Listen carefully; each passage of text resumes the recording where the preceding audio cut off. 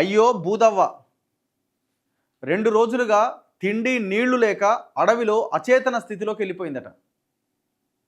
ఆమె ఆ మూలగడం ఆ మూలుగులు విని అధికారులకు సమాచారం ఇచ్చిన రైతులట.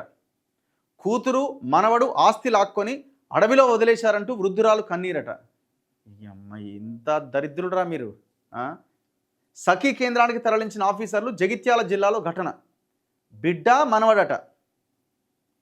ఇప్పుడు ఆ బిడ్డ కూడా మళ్ళీ ఈ ఏజ్కి వస్తుంది కదా, అలా ఆమె కూడా ముసలి అవుతుందిగా. ఆ బిడ్డ నిన్ను తీసుకుపోయి అది ఏదన్నా అడవులు ఉంటే ఎడార్లలో లేచి రావాలి. చీ చీ చీ చీ ఎట్లా ఎంత అలా అట్లా ఆడ వేసి వచ్చినాం. మరి ఆమె ఏంది పరిస్థితి? అసలు ఇది ఎట్లా అన్న కనీసమైన ఆలోచన కూడా రావాలి కదా. మర్డర్ కేసు పెట్టాలి దుర్మార్గులు ఇట్లాంటి వాళ్ళ మీద.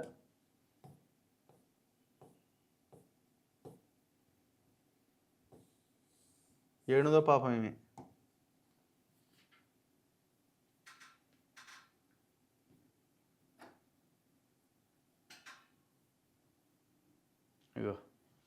వివరాలు తెలుసుకుంటున్న డిడబ్ల్యూఓ నరేష్ అట. అటవీ ప్రాంతంలో ఉన్న భూదవ్వ 3 రోజులుగా అక్కడే ఉందట. 3 రోజుల నుంచి అక్కడనే ఉందట. వృద్ధురాలని సాకలేక అటవీ ప్రాంతంలో వదిలేసిరట. 3 రోజులుగా తిండి నీళ్లు లేక అచేతన స్థితికి. మూలుగులు విని అధికారులకు సమాచారం ఇచ్చిన రైతులు. కూతురు మనవడి ఆస్తి లాక్కొని అడవిలో వదిలేశారంటూ కన్నీరు మున్నీరు.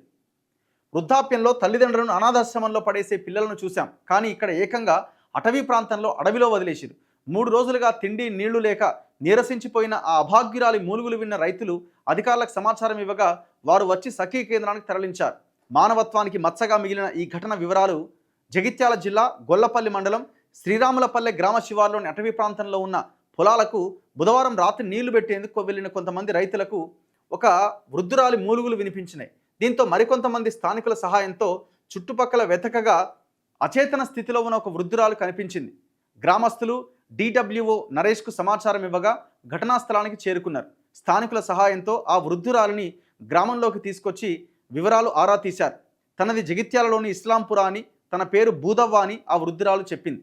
తన కూతురి పేరు ఈశ్వరి అని, ఆమెను జగిత్యాల రూరల్ మండలం నర్సింగాపూర్ గ్రామానికి చెందిన రాజయ్యకిచ్చి పెళ్లి చేసినట్టుగా వివరించింది.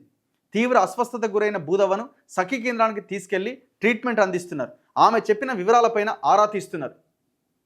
జగిత్యాలకు చెందిన భూదవ్వ సుమారు 10 కిలోమీటర్ల దూరంలో ఉన్న గొల్లపల్లి మండలం శ్రీరాములపల్లి అటవీ ప్రాంతానికి ఎలా వెళ్ళింది అనే విషయంపైన ఆఫీసర్లు ఆరా తీస్తున్నారు.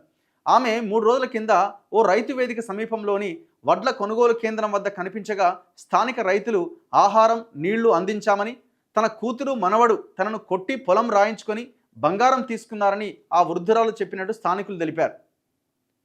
ఆమె వద్ద గల సంచిలో ఒక పేపర్పై రాసి ఉన్న ఈశ్వరికి ఫోన్ చేయగా సంబంధం లేనట్టుగా మాట్లాడి కట్ చేసిందట.